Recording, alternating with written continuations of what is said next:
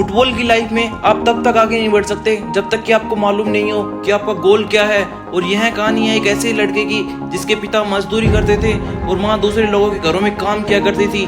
पैसों की कमी थी और इन्हें डॉक्टर ने कह दिया था अब आपका कुछ नहीं हो सकता और फुटबॉल खेलने के बारे में तो सोचना भी मत। लेकिन आज वही लड़का दुनिया का सबसे महान फुटबॉलर कहा जा रहा है और यह वो लड़का है जिसके बारे में वो लोग भी जानते हैं जो फुटबॉल के बारे में कुछ नहीं जानते, और उस लड़के का नाम है लियोनेल मेसी। तो आज की इस वीडियो में हम मेसी की लाइफ के कुछ ऐसे ही किस्से जानेंगे।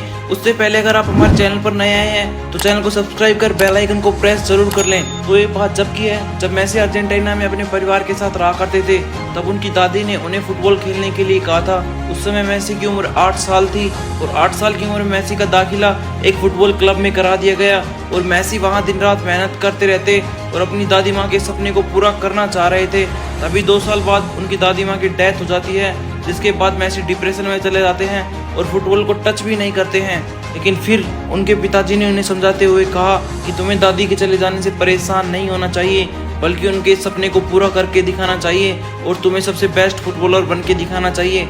अब जब मेसी दोबारा खेलने के लिए तैयार हुए तो उनकी ज़िंदगी में एक और समस्या आ गई कि मेसी को एक गंभीर बीमारी है जिसकी वजह से उनकी ग्रोथ रुक चुकी है। डॉक्टर ने कहा कि अब इनकी हाइट ज़्यादा नहीं बढ़ पाएगी और ये छोटे कद के ही रह जाएंगे, और इस बीमारी को ठीक करने का जो प्रोसेस था वो भी बहुत लंबा था और इसका खर्चा भी बहुत अधिक था।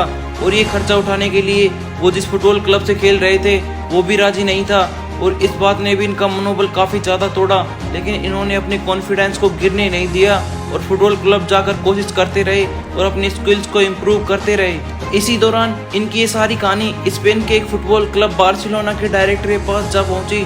उस वक्त बार्सिलोना एक यूथ एकेडमी थी जो ऐसे ही लड़कों को ट्रेंड करती थी, और इसी बीच किसी ने बार्सिलोना के डायरेक्टर को मेसी के बारे में बताया और कहा कि उस लड़के में बहुत ज़्यादा टैलेंट है, वो आगे जाकर हमारे क्लब का नाम रोशन कर सकता है। मेसी और इनके परिवार को उस जगह को छोड़कर स्पेन आने के लिए कहा जाता है और मेसी का परिवार तैयार हो जाता है। लेकिन बार्सिलोना फुटबॉल क्लब के डायरेक्टर को अभी भी इन पर यकीन नहीं हो रहा था कि मेसी बढ़िया खेलते भी हैं या नहीं। इसी वजह से इनका कॉन्ट्रैक्ट भी साइन नहीं हुआ था। के बाद डायरेक्टर ने मेसी को ग्राउंड में बुलाया और जब उन्होंने मेसी को खेलते हुए देखा तो उनके पास कॉन्ट्रैक्ट साइन करने के लिए कुछ नहीं था।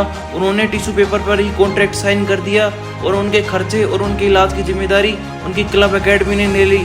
मेसी को उस वक्त खेलने का मौका मिला, लेकिन शुरुआत में वहाँ के फुटबॉलर खिलाड़ियों को लगा कि मेसी छोटे कद के हैं, ये कैसे खेलेंगे। लेकिन जैसे ही मेसी ग्राउंड में उतरे तो सभी के पसीने छुड़ा दिए। इस वक्त मेसी का इलाज चल रहा था और इस इलाज में 7 दिन एक पैर में इंजेक्शन लगता और 7 दिन दूसरे पैर में इंजेक्शन लगता था। इसी ट्रीटमेंट के साथ साथ वह लगातार मेहनत और अपनी लाइफ में ग्रो करते जा रहे थे।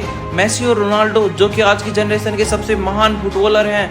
अगर मैं आपसे पूछूं कि आप किसके फैन हैं तो आप अपना जवाब कमेंट सेक्शन में जरूर देना। लेकिन जो मेसी के बेटे हैं वो रोनाल्डो के फैन हैं और जो रोनाल्डो के बेटे हैं वो कहते हैं कि मेसी रोनाल्डो से भी बेहतर फुटबॉलर हैं। और मेसी कहते हैं कि मुझे ना बेस्ट हेयर स्टाइल की ज़रूरत है और ना ही मुझे बेस्ट बॉडी की ज़रूरत है, मुझे तो सिर्फ एक फुटबॉल दे दीजिए, उसके बाद मैं दिखाऊंगा कि मैं क्या कर सकता हूँ। अगर आपको ये स्टोरी पसंद आई हो तो चैनल को सब्सक्राइब कर बेल आइकन को प्रेस जरूर कर लेना।